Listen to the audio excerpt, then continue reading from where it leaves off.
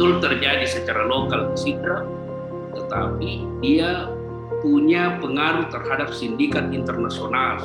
Apakah Rahmat sampai menelusuri pola jaringan ini dan menemukan bahwa yang di Sidrap itu pemasok internasionalnya dari mana?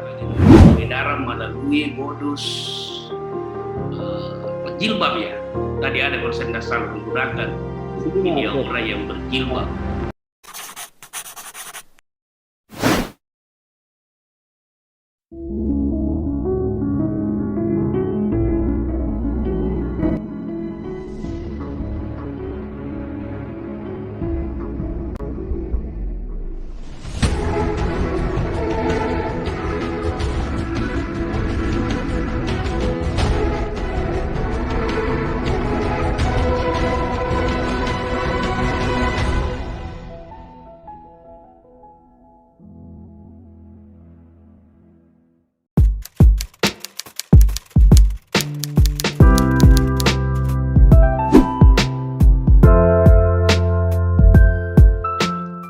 Tim penguji mohon perkenan untuk mengadaptasikan waktu yang ada.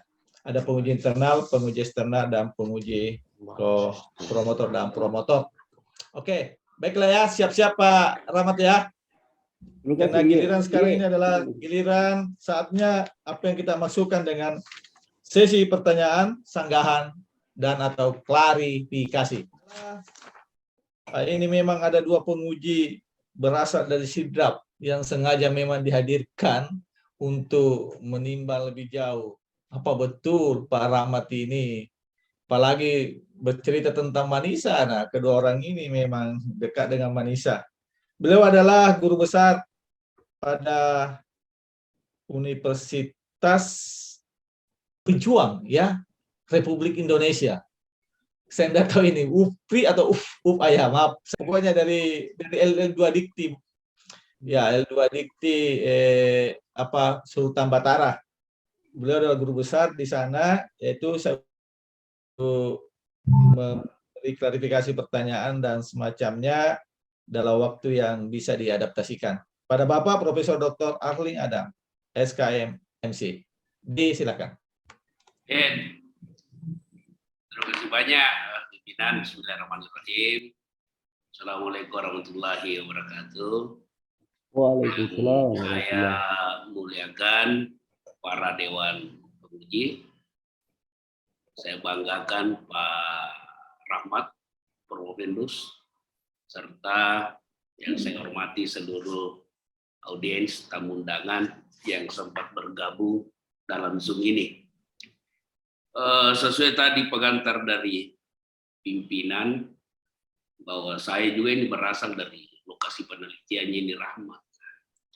Jadi bolehlah dikata saya ini sebagai mungkin penguji yang bisa mendalami secara langsung fakta-fakta empiris yang berkaitan dengan narkoba di sana. Ya, betul sekali. Sidrap saat ini sudah jadi lumbung karena 3 tahun terakhir itu Sidrap mengalami perubahan peranan dari pemakai, dari korban, sekarang atau konsumen ya, dari konsumen sekarang sudah jadi produsen. Jadi narkoba di sana itu sudah diproduk secara lokal, tetapi prekursornya tadi, Rahmat tadi sudah temukan itu ada dari Parepare. Nah, kalau berbicara dari jaringan, yang pertama mungkin yang ingin saya minta penjelasannya Rahmat, apakah Rahmat menelusuri bahwa sindikat ini kan sindikat, kalau jaringan itu disebut sindikat kalau narkoba. Karena dia adalah sebuah pengedara yang bersifat ilegal, makanya disebut sindikat, dan sindikatnya tidak pernah dia berdiri sendiri. Betul terjadi secara lokal di Sidrap, tetapi dia punya pengaruh terhadap sindikat internasional. Makanya kalau kita sebut Parepare, pasti ini jaringannya, jaringan internasionalnya ini dari Malaysia. Malaysia Parepare.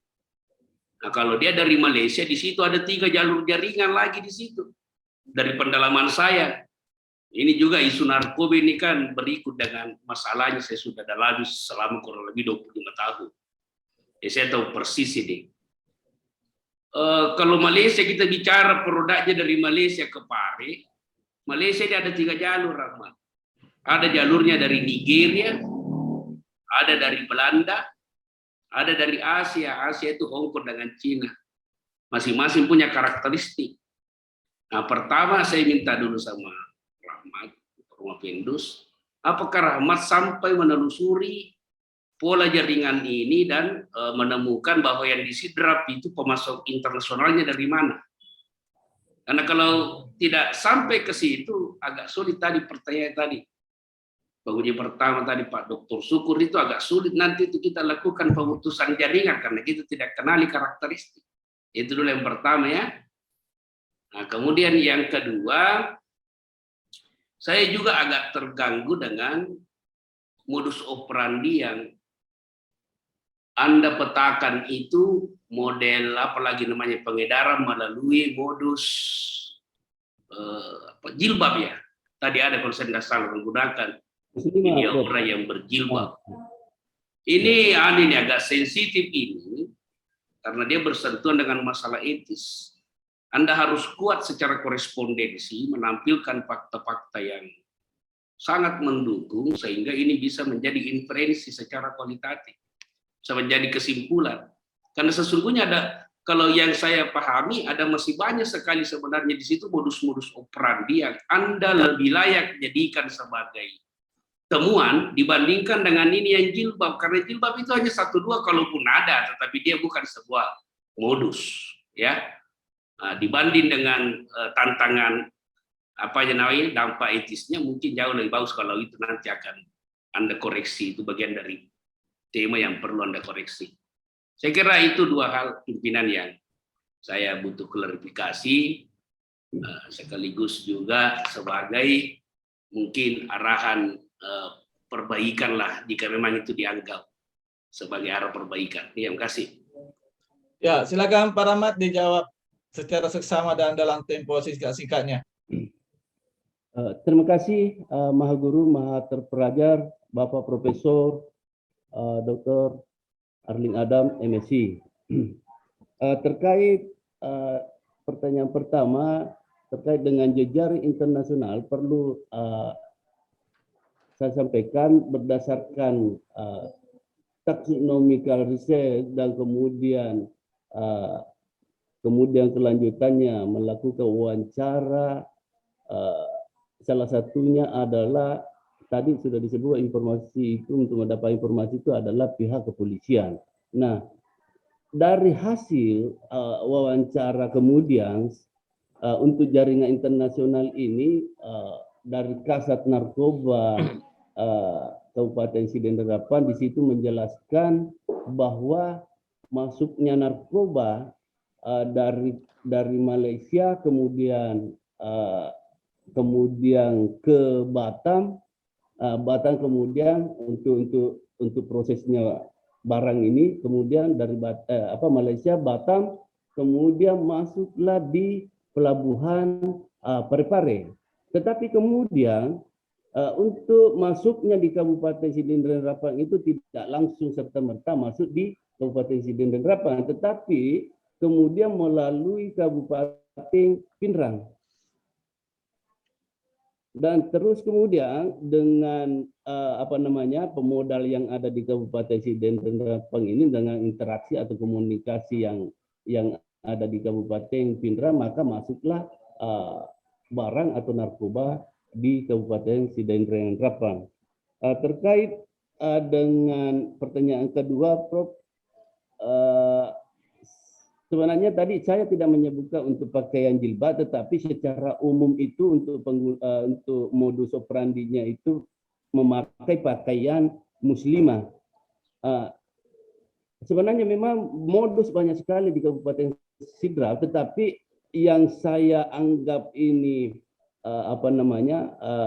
menurut saya baru dan langka, makanya untuk pakaian muslimah ini saya naikkan sebagai modus operandi. Kenapa? Pada saat itu ini kan bukan kalau perempuan kan pakai jilbab memang, Prof. Tapi yang saya dapatkan di Kabupaten Siden dan Rapang itu pakaian terusan muslimah ke bawah untuk laki-laki, Prof. Tetapi untuk barangnya itu di balik pakainya itu ada barang yang tersimpan. Seperti itu, Prof. Terima kasih. Ya, cukup, Prof. Cukup. Ya, makasih Bapak Profesor Dr. Erling Adam, KMS Kes telah memanfaatkan waktu dengan baik.